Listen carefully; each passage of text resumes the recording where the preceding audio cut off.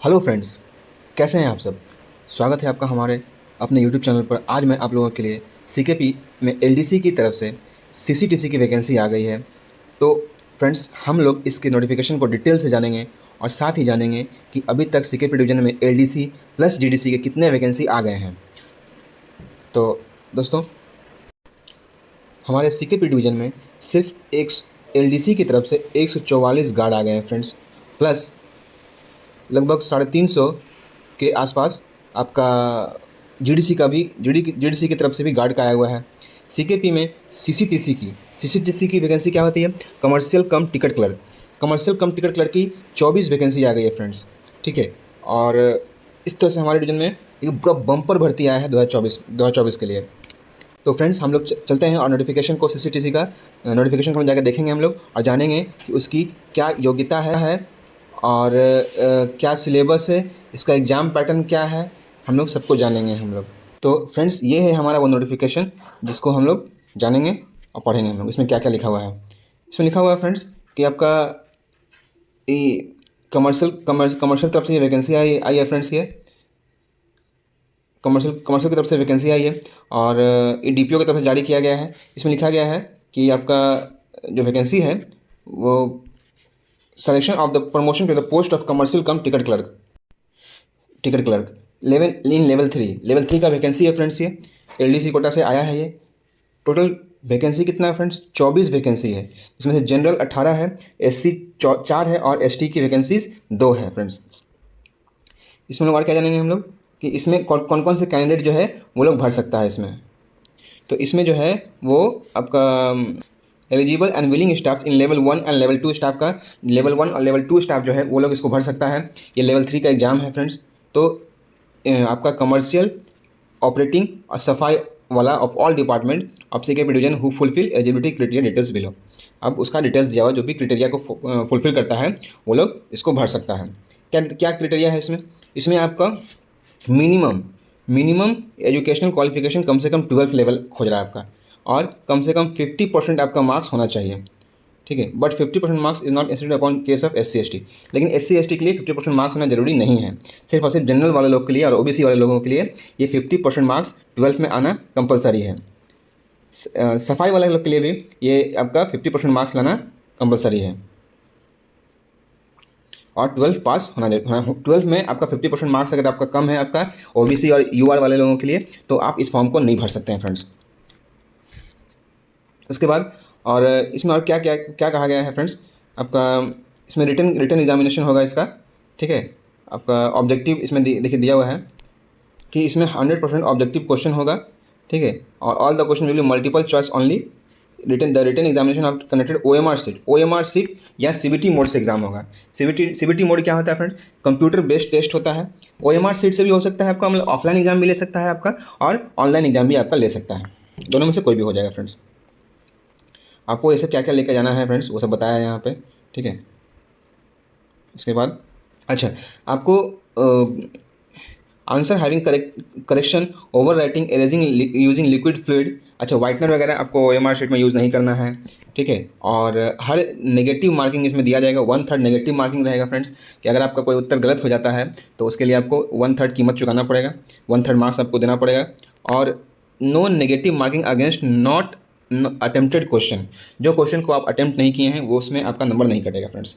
इसमें ड्यूरेशन कितना रहेगा? ड्यूरेशन रहेगा 90 मिनट्स। और टोटल क्वेश्चन कितना रहेगा? तो 110 क्वेश्चन रहेगा। 110 क्वेश्चन, 90 मिनट और 1/3 नेगेटिव मार्किंग रहेगा। OMR शीट या CBT दोनों में से कोई भी हो सकता है, ठीक है। उसके बाद आपका प्रोफेशनल रिटन टेस्ट होगा। आपका रिटन टेस्ट जो क्वालिफाई करता है, selection will be adjust through written test only. Written test के द्वारा ही आपका सिलेक्शन होगा। The employ must secure minimum 60% professional ability. आपको कम से कम 60% मार्क्स लेके आना होगा। 10% रिलैक्सेशन है किसके लिए? तो आपका SC ST के लिए 10% रिलैक्सेशन है।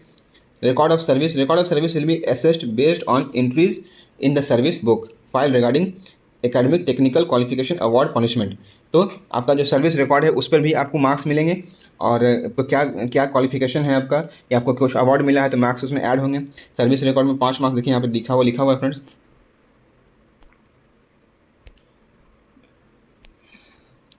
आपका यहाँ पे लिखा हुआ the base marks under this heading will be taken as 3 for all candidates, award and merit candidate certificate for DRM PhD GM board level in last 3 years, maximum 1 marks for each award, है ना। तो एक award मान लीजिए आपको DRM से अगर award मिला या PhD से मिला है या GM अवार्ड मिला है आपको, तो एक अवार्ड के लिए लास्ट 3 ईयर्स में अगर आपको ऐसा अवार्ड मिला है तो एक अवार्ड के लिए आपको कम से कम 1 मार्क्स दिया जाएगा इसमें, ठीक है। उसके बाद अगर मेजर पेनल्टी हुआ आपको 3 साल के अंदर तो 1 मार्क्स उसके लिए डिडक्ट हो जाएगा, और half marks to be deducted for each minor penalty. अगर आपको माइनर पेनल्टी चार्जशीट हुआ है अगर, तो एक आधा मार्क्स आपका कटेगा, और अगर आपका मेजर पेनल्टी अगर चार्जशीट हुआ है तो 1 मार्क्स कटेगा। अच्छा, क्वालिफिकेशन पे भी आपको मार्क्स मिलेंगे फ्रेंड्स। अगर आपका पोस्ट ग्रेजुएशन या मास्टर डिग्री है तो आपको 10 मार्क्स मिलेंगे। अगर आपका ग्रेजुएशन है या डिग्री इन इंजीनियरिंग है, ग्रेजुएशन है या ऑनर्स डिग्री है तो आपको 9 मार्क्स मिलेंगे। अगर 10+2 तक ही अगर आप पढ़े लिखे हैं फ्रेंड्स, या डिप्लोमा किए हैं या हाई स्कूल तक हैं तो आपको 8 मार्क्स मिलेंगे। मैट्रिक पास हैं आप या ITI पास हैं तो आपको 7 मार्क्स मिलेंगे। अगर बिलो मैट्रिक हैं तो आपको 6 मार्क्स मिलेंगे। तो इस तरह से है फ्रेंड्स। उसके बाद आपका क्या है, The final panel shall be drawn in order of merit based on aggregate marks, professional ability, written test, and record of service. However, the employees must secure a minimum 60% marks. In case of employee, must secure 50% marks in professional ability. तो अगर आप general हैं या OBC हैं candidate हैं, अगर आप हैं तो आपको 60% मार्क्स इसमें अनिवार्य है फ्रेंड्स लाना, और अगर आप SC ST कैंडिडेट्स हैं तो आपको 50% मार्क्स लाना अनिवार्य है। अगर इससे कम अगर आप लाते हैं तो आप डिस्क्वालीफाई हो जाएंगे, चाहे कितने भी कैंडिडेट्स हों वो डिस्क्वालीफाई हो जाएंगे। There shall be supplementary, no supplementary examination. अगर आप किसी भी तरह से एग्जाम को अगर मिस कर जाते हैं तो कोई सप्लीमेंट्री एग्जामिनेशन इसका नहीं होगा।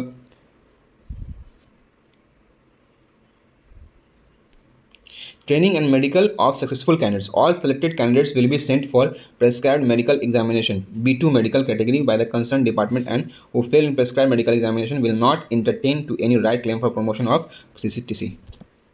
तो आपको ट्रेनिंग पे जाने से पहले आपको मेडिकल टेस्ट करवाना पड़ेगा friends.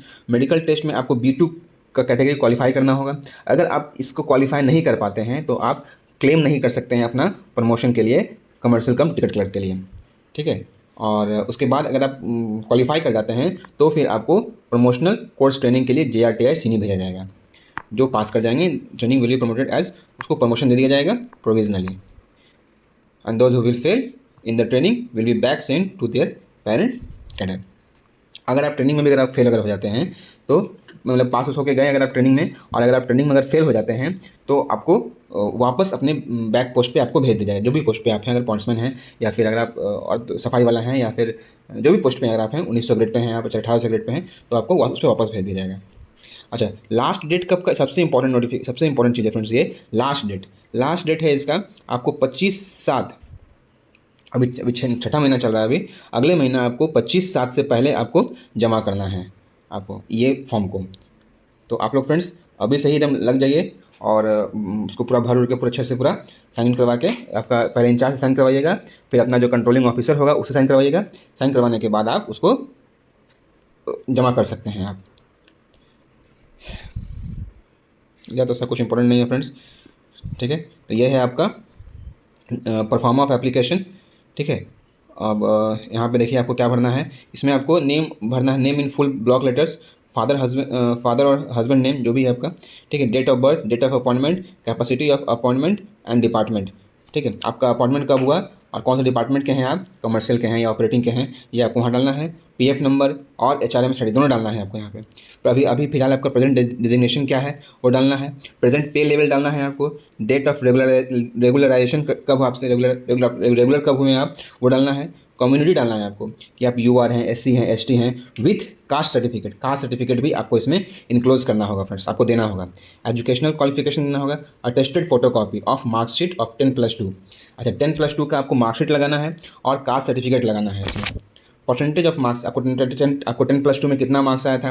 Total length of service in eligible category, आपको टोटल लेंथ ऑफ सर्विस कितना हुआ है कमर्शियल में या ऑपरेटिंग में, दोनों में। या अगर आप इस 14 नंबर में क्या बोल रहे हैं, ये if came on transfer from other unit, department, division, railway, इधर on own request, mutual basis, date of transfer to the present unit, department and other details. तो अगर आप किसी ट्रांसफर से आए हैं, अगर आप अदर डिपार्टमेंट से या अदर डिवीजन से या अदर रेलवे से, तो आप यहाँ पे उसका डिटेल भरिएगा कि कहाँ से आप आए हैं, ठीक है। आपका अभी का प्रेजेंट का बिल यूनिट नंबर क्या है वो भरिएगा आप। Whether candidate belong to PWD, अगर पीडब्ल्यूडी कैटेगरी में आप लोग हैं तो आपको यहाँ भरना होगा, आपको पीडब्ल्यूडी कैटेगरी भरना होगा। और साथ में आपको अटेस्टेड कॉपी भी लगाना है कि आपके पास कि आपको क्या आप मतलब क्या इशू से आप फेस कर रहे हैं, उसको आपको डालना होगा, सर्टिफिकेट लगाना होगा आपको।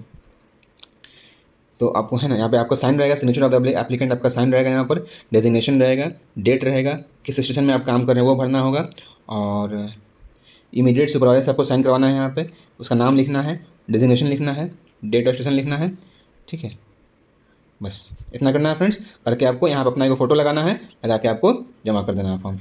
तो दोस्तों LDC का कमर्शियल कम टिकट क्लर्क के लिए आपको हर जुड़े जानकारी जानने के लिए हमारे चैनल को सब्सक्राइब करें और अपने फीडबैक कमेंट करें। आपको कोई भी परेशानी है तो आप मुझे कमेंट करें, मैं सेक्रेटरी डिवीजन में बैठा हूँ, आपका प्रॉब्लम को सॉल्व करूँगा, कोशिश करूँगा आपको आपका प्रॉब्लम को सॉल्व करने के लिए।